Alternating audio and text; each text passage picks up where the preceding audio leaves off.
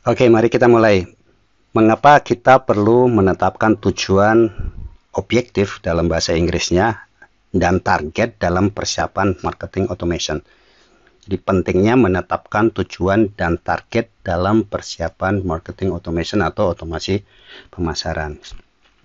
Pertama adalah kejelasan dan arah atau tujuan. Karena banyak tujuan yang bisa diambil, atau kalau kita melakukan otomasi, melakukan marketing automation, tujuan kita tidak semata mengotomatiskan proses pemasaran, tetapi juga bagaimana nantinya dengan marketing automation itu kita bisa mencapai tujuan yang kita tetapkan. Jadi dengan menetapkan tujuan, kita bisa memfokuskan sumber daya, yaitu menyelaraskan upaya dengan tujuan tertentu, menghindari pemborosan waktu dan anggaran. Mengapa demikian? Karena bisa saja objektif kita hanyalah sekedar mendapatkan data prospek untuk jangka waktu tertentu, tapi tidak hendak menjual banyak barang yang kita miliki, karena kita hanya memiliki satu atau dua jenis barang misalkan. Atau kita merupakan organisasi non-profit yang tidak terlalu banyak mengirimkan pesan ke audiens kita. Mengapa ini perlu? Karena nantinya akan berkaitan erat dengan alat yang akan kita pilih. Jangan sampai ketika kita salah menetapkan tujuan, alat yang kita pilih pun menjadi salah. Menjadi salah artinya kita membayar lebih untuk sesuatu yang kita tidak optimumkan. Ini perlu kita ingat betul, karena alat marketing automation itu banyak sekali. Jadi jangan sampai kita memilih untuk sesuatu, kita bayar tiap bulan, tapi kemudian tidak kita optimalkan pemanfaatannya. Karena misalkan saja kita pilih untuk bisa mengirim email setiap bulannya sekian ribu email, namun ternyata setiap bulannya kita tidak sampai mengirimkan sebanyak itu. Kemudian menyediakan peta jalan, mendefinisikan hasil yang diinginkan, memandu strategi, dan implementasi marketing automation.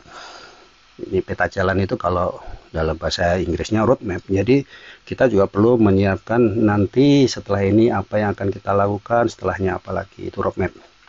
Tidak harus kita lakukan sekarang, tapi kita tahu nantinya akan kita lakukan apa saja. Yang berikutnya, memotivasi tim. Jadi tujuan yang jelas, menginspirasi dan menyatukan tim. Jadi tim juga tidak akan menjadi bingung. Dan tentunya pada akhirnya akan mendorong akuntabilitas dan ownership dari tim yang kita miliki. Yang berikutnya, kenapa kita perlu menetapkan tujuan? Karena kita bisa melakukan pengukuran dan peningkatan dengan KPI, Key Performance Indicator. Jadi kita mengukur keberhasilan dengan KPI. Kalau tujuan kita jelas, kemudian goals-nya untuk mencapai tujuan itu, untuk mencapai objektif itu juga kita susun dengan jelas, penyusunan KPI pun juga menjadi enak. Apalagi kalau kita sudah memiliki tim yang cukup banyak orang. Jadi masing-masing memiliki Key Performance Indicator, marketing automation pun juga memiliki Key Performance Indicator. Dan dengan demikian kita bisa mengidentifikasi area pertumbuhannya di mana, kita analisa kinerja, mana yang perlu ditingkatkan, mana yang perlu diperkuat. Dan tentunya tujuan yang paling akhir adalah untuk ROI, return on investment, pengembalian dari investasi. Semakin tinggi ROI-nya semakin bagus kinerja atau penggunaan marketing automation-nya. Dan berikutnya, penyelarasan strategi.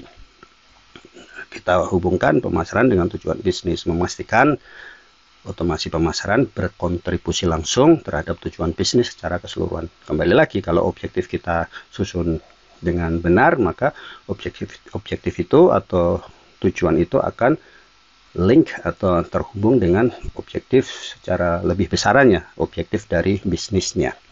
Kemudian menetapkan prioritas kegiatan untuk menyelaraskan upaya otomasi dengan inisiatif yang paling berdampak.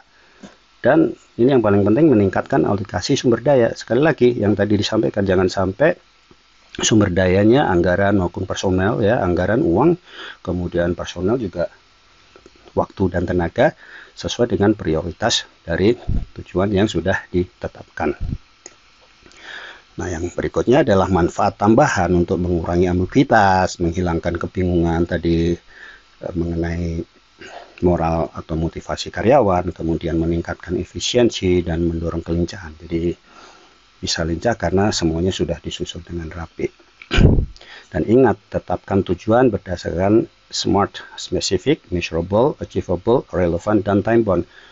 Tujuan yang spesifik jelas tujuannya apa, measurable itu bisa diukur tujuan yang dibikin, objektif yang dibikin, achievable, dan achievable bisa di-achieve, artinya ya kalau orang Jawa bilang nggak ngoyo-woro, tidak di atas awan tujuannya, bisa dicapai. Relevan sesuai dengan tujuan bisnis, dan time bound ada waktu yang dikaitkan, artinya ada target waktunya.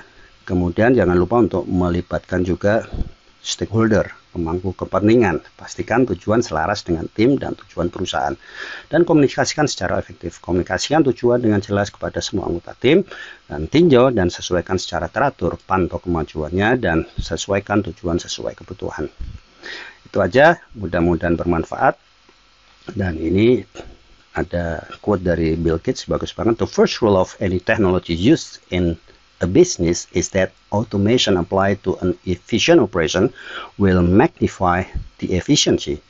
The second is that automation applied to an inefficient operation will magnify the inefficiency. Jadi kalau teknologi digunakan di sebuah bisnis, otomasi diterapkan pada operasi yang efisien, maka otomasi itu akan meningkatkan, magnify, memperbesar efisiensi dari operasi tersebut. Tapi kalau operasinya sendiri sudah tidak efisien, maka ya makin memperbesar ketidakefisiensiannya. Oke, itu saja, mudah-mudahan bermanfaat. Selamat beraktivitas.